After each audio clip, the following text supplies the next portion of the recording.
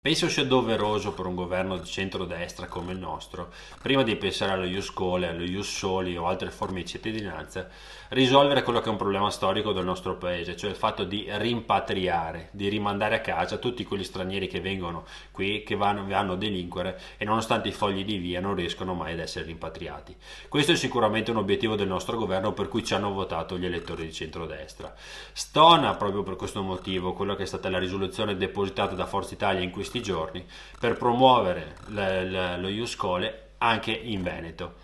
Questo arriva dopo settimane, mesi di attacchi quotidiani nei confronti del presidente Zaia e della nostra amministrazione, dove Forza Italia ha preso più volte le distanze da quella che è stata una più politiche che anche loro hanno approvato con le leggi di bilancio e con l'azione di governo che da tanti anni ci vede alleati in Regione Veneto. Proprio per questo chiediamo a Forza Italia che idee si è fatta per il futuro, perché sembra che stia ammiccando più al PD rispetto a quelli che sono i suoi alleati di centrodestra. Questo non va bene e serve chiarezza